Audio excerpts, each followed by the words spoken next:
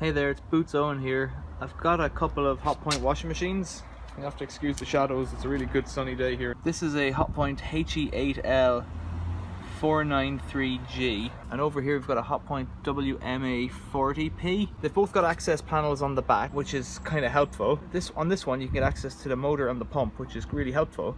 Also the element in here. And what I like about this machine, despite the fact that I think it's quite a low quality machine, is that the edge on this is rolled over. The metal's been folded over and there's a little lip on the inside. And this means that if you're doing something, you won't cut yourself, you know?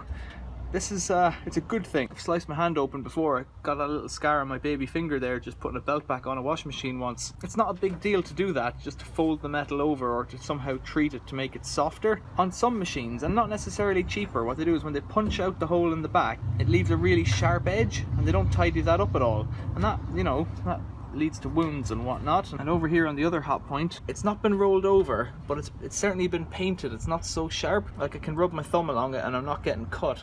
But I've seen ones like up here actually where you've got that little sharp edge there. You know, that's not great. If you're putting that belt back on, you're winding it on with your finger and that just snags you, that's gonna hurt. So I don't understand why they can't come to a conclusion about making these, like, you know, they've made the access hatch there so you can get the whole belt on in one easy maneuver and you can get at the element. You know, that's, you know, somehow service oriented.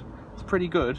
But they just haven't gone that extra step and just tidied up like that. It's like a piece of barbed wire, you know? Let me know what you think in the comments, because I've fixed a few machines, I've wrecked a few machines. Maybe this will help you out and you'll be aware of this in the future. You know, it's not always good machines or bad machines, it's just something that comes up, different models. Maybe this will help you out. It's not always good brands or bad brands that have the difference. We've got the same brand and two different models here and they've both been treated differently. But if you've got any stories about how you got a wound from a washing machine, let me know.